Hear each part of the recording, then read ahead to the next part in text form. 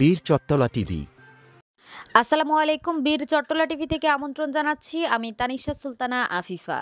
ফিলিস্তিনে চলমান ইসরায়েলে হামলার প্রতিবাদে আজ শুক্রবার জুম্মার নামাজের পর চট্টগ্রামের লালখান বাজার এলাকায় এক শান্তিপূর্ণ বিক্ষোভ মিছিল অনুষ্ঠিত হয়। মিছিলটি টাঙ্কির পাহাড় জামে মসজিদ প্রাঙ্গণ থেকে শুরু হয়। মসজিদের খতিব মাওলানা এনামুল হকের নেতৃত্বে মুসল্লিরা এই প্রতিবাদ কর্মসূচিতে অংশগ্রহণ করেন।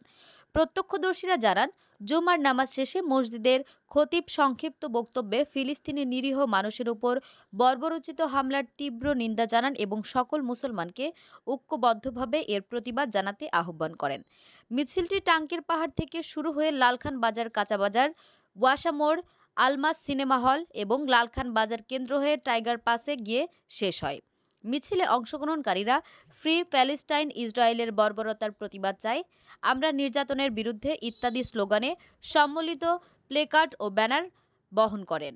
পুরো মিছিলটি ছিল শান্তিপূর্ণ এবং এতে বিভিন্ন বয়সী মানুষ অংশগ্রহণ করেন।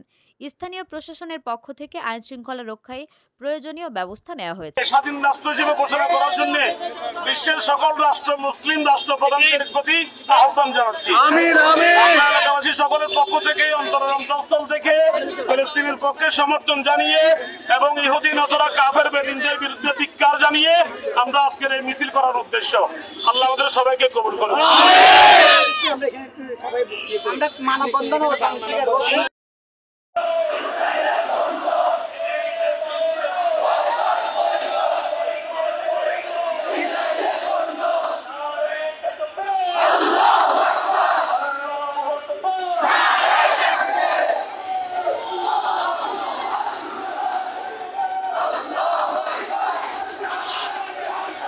গাড়ি ডাকো, গাড়ি ডাকো।